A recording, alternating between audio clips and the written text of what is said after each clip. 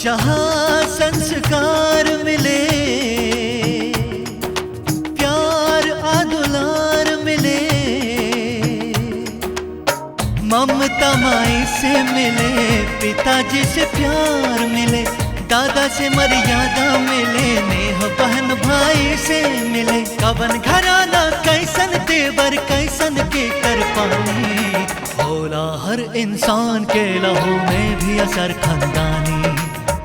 आन से भी न्यारा खानदान, जान से भी प्यारा खानदान।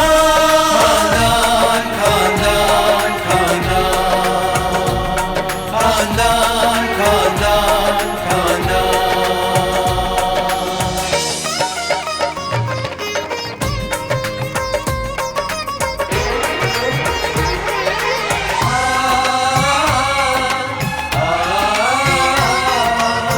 सीएम चाहे पीएम हो खा अफसर नूरानी, नाम खानदान से ही लोग पहचाने। जियला भर तो हो राके दुनिया बखाने, मुआला पर दे परिवार पिंडा पानी। चाहकत भी हसत रहे लोगवा मिटे नहीं निशानी, होला हर इंसान के लहू में भी असर खानदानी। आन से भी न्यारा खानदान, जान से भी प्यारा खानदान। खानदान खानदान खानदान खानदान खानदान। दादाजी!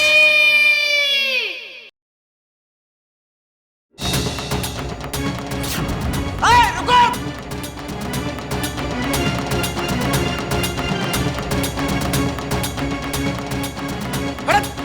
सर चलिए। चलो रुको!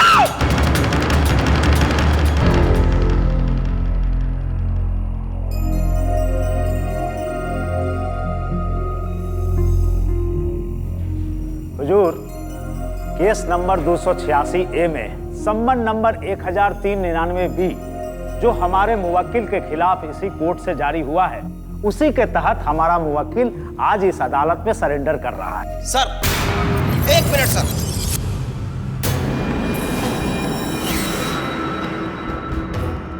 एक मिनट सर। क्या बात है? बात यह है सर कि रुद्रा फरार अपराधी है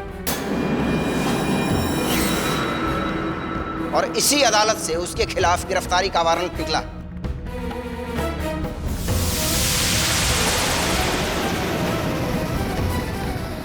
हम इसे पुलिस हिरासत में लेने आए हैं हुजूर, हम अपने मुवक्किल को पुलिस रिमांड में देने से पहले ये चाहते हैं कि कोर्ट में इस केस के मेरिट डिमेरिट पर बहस हो, फिर जैसा उचित निर्णय हो किया जाए। हुजूर, चार्जशीट दाखिल करने से पहले हम रुद्र प्रताप सिंह से कुछ पूछताछ करना चाहते हैं। ये काम तो हुजूर रुद्र के जुडिशियल कस्टडी में भी हो सकता है। इसके लिए हमारे मुवक्किल को पुलिस रिमांड में देने की जरूरत क्या है? आप लोग एक काम कीजिए, इस महीने की 18 तारीख को पुलिस हिरासत के लिए अर्जी दाखिल कर दीजिए अदालत में। बहस सुनने के बाद अदालत निर्णय लेगी कि मुवक्किल को पुलिस रिमांड पे भेजा जाए या नहीं।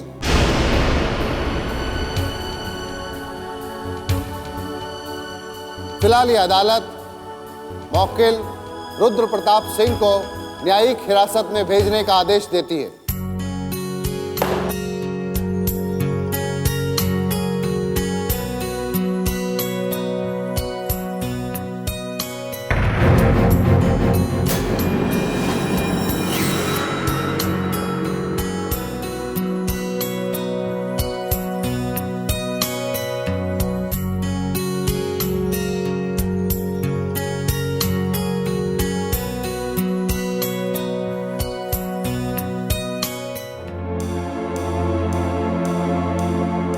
इंस्पेक्टर साहब,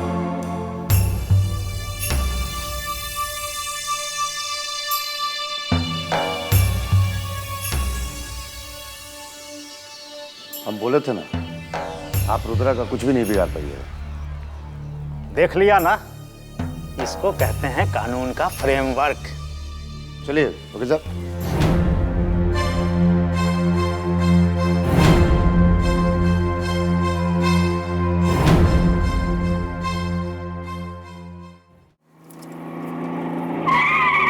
अरे ये तो नाना जी पड़न। अरे ये तो बड़का मालिक पड़न।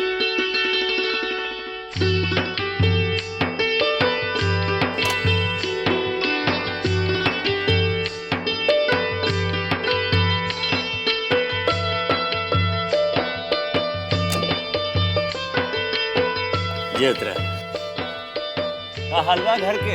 जी सब ठीक बा। प्रणाम मालिक। खुश रह, सामान निकालो। ठीक बा, निकलता है। बाकी रोगा ना रमी हो तो घर बड़ा सुन लागत रहा। दीदी दीदी बड़का बाबूजी तीरथ से लौट अइले। का वो यही घड़ी आ गई नहीं? हाँ। हे भगवान हमारा रक्षा करब। माई, ए माई, का बोल रे? अरे दादाजी तीरथ करके आ गए। का? हाँ माई।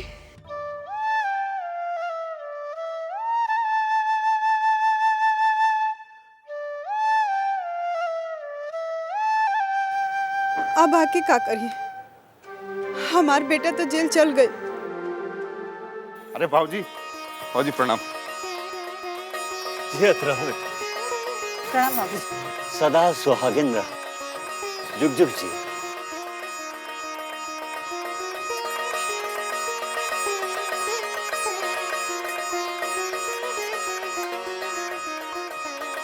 रेशमा दिखाई नहीं खे दे, कहीं बाहर गई बाड़ी का।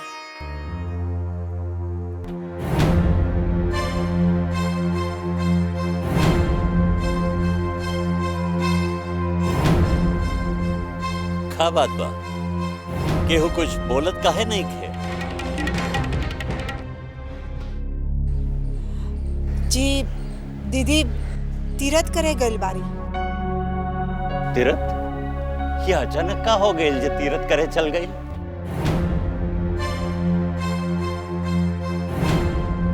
दादाजी प्रणाम।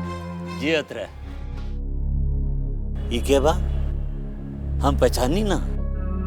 ई मानिया के दुल्हा। अरे जियत रही मेहमान, जियत रही। आई आई बैठी। हमरा पते न रहे कि तू आइल बाड़ा। दादाजी प्रणाम। जियत रह मान्या बेटी, जियत रह। आवा बैठ। का मान्या, घर गृहस्थी संभाल ले लू ससुराल में?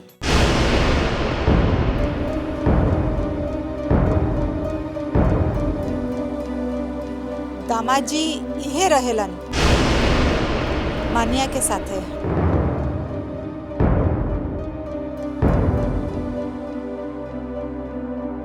अच्छा अच्छा, घर जमाई बाड़े।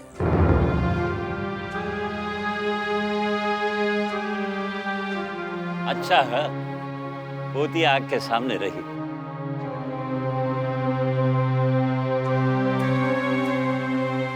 स्टेशन पर पता चलल कि जय जेल से छूट के आ गई।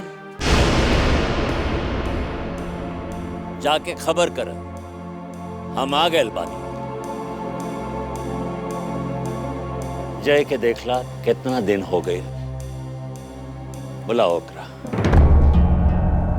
जय के देखे के बहुत मन करता।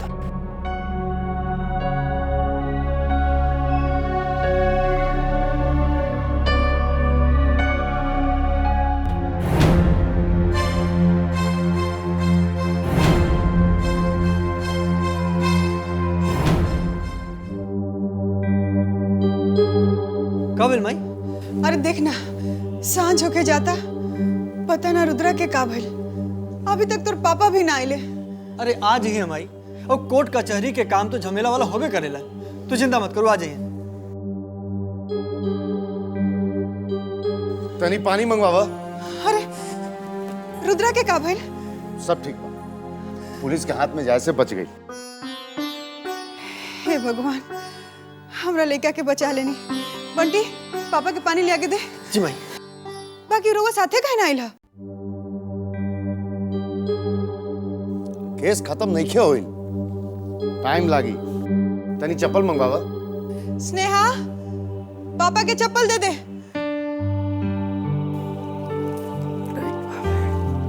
ली पापा पानी। दादाजी तीरथ करके आ गए बड़न। कब अइले? रउआ लोग जैसे ही गईनी है वहाँ के वैसे ही आईनी है जा। ली पापा। तो हम मिल के आवा तानी। सुनी, बेसी हड़बड़ेला के जरूरत नहीं है। पहले देखते ली कि बाबूजी ये सब बात सुन के का करते नहीं। अरे खानदान की इज्जत दांव पे लागल बा। ये कुल जान के चुप थोड़ी ना बैठी।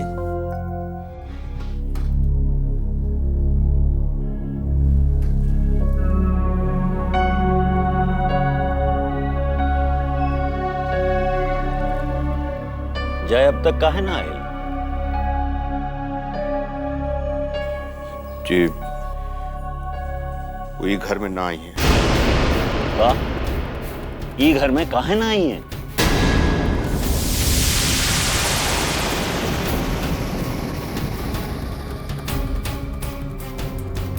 अब जी बात ही बाकी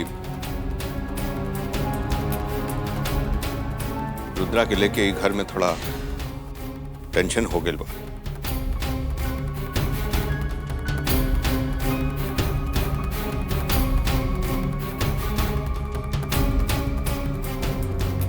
का टेंशन हो गई बा?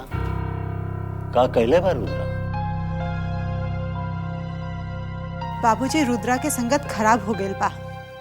केहू के बात सुने के तैयार नहीं खे।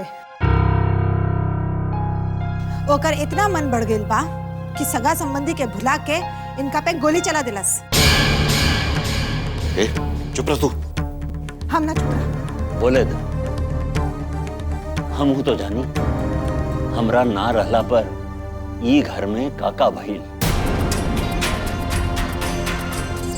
बोले दुल्हन। बाबूजी, रुद्रा के माथ पर तो खून सवार बा। वो हमार भाई जनक के गोली मार दिलस।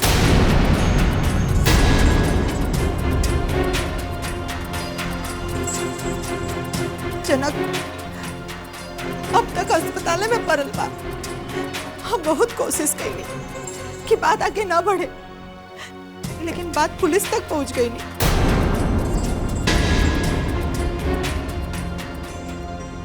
और केस हो गई।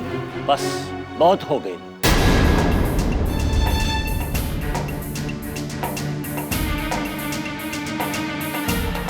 खून खराबा तक का नौबत आ गई। यह संस्कार हम तू लोग के दिले बानी।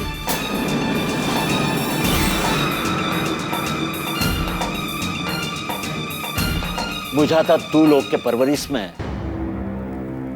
हमरे से कुछ गलती हो गई।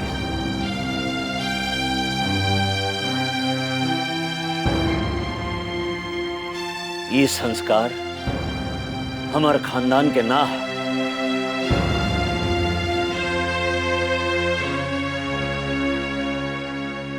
ना, ये ना हो सकता। एक बात तू लोग कान खोल के सुन ल। हमरा जिंदा रहते ये खानदान में ये सब ना चले। हम कोनो कीमत पर ये सब बर्दाश्त ना करब।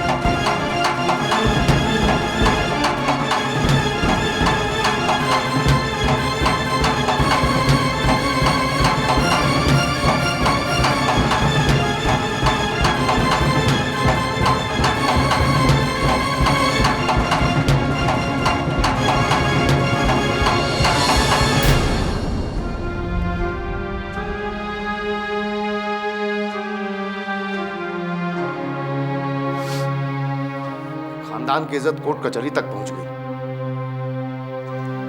सुन के बाबूजी के कितना दुख हुई। आज पहले से अगर बाबूजी यहाँ रहते तो ये सबके तो नौबत ना आई।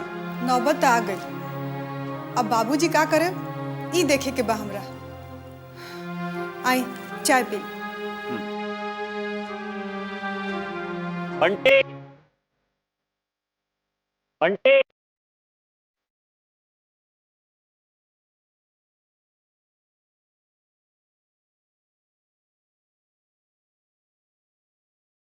बंटी।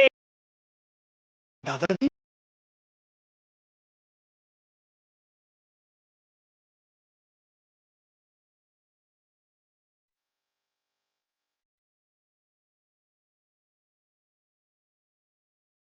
पापा एवं दादाजी आवत बड़न। हाँ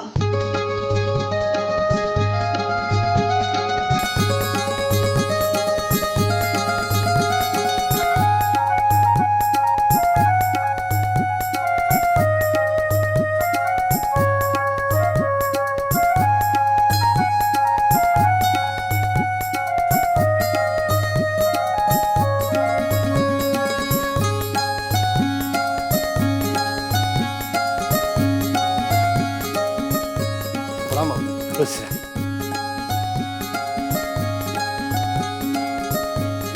अरे कितना दिनों के बाद तोरा के देख ली। प्रणाम बाबूजी। सौभाग्यवती रह।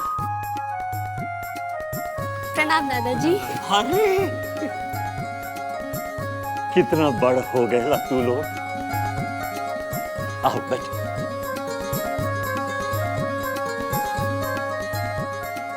एकर तो ब्याह कर देवे के चाही।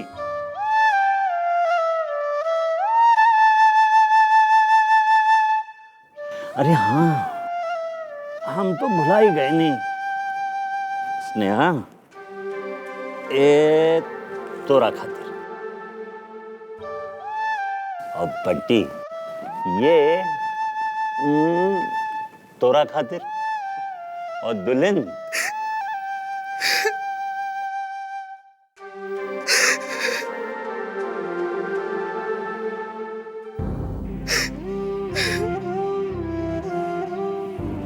अब तू लो जा।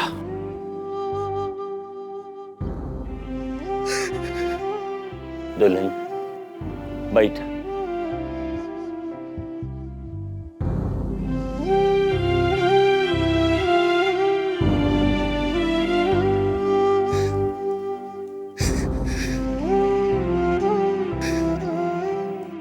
चुप हो जा, धीरज रखा। सब मालूम भइल हमरा पीछे यहाँ काका हो रहा बा। बाकी तू लोगों की गलती भी कम नहीं खे ना। तू मतारी बारो, बेटा पर कंट्रोल रखे के चाहत रहे। बाबूजी, हमरा रुद्रा के झूठा केस में फंसा के जेल भेजे के तैयारी में लगल बा लोग। कुछ न होई रुद्रा के, जमीन आसमान एक कर दे और ओकरा पर आँच न आवे दे।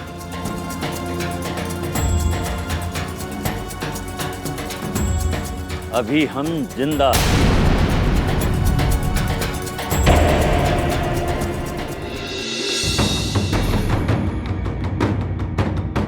मामा जी,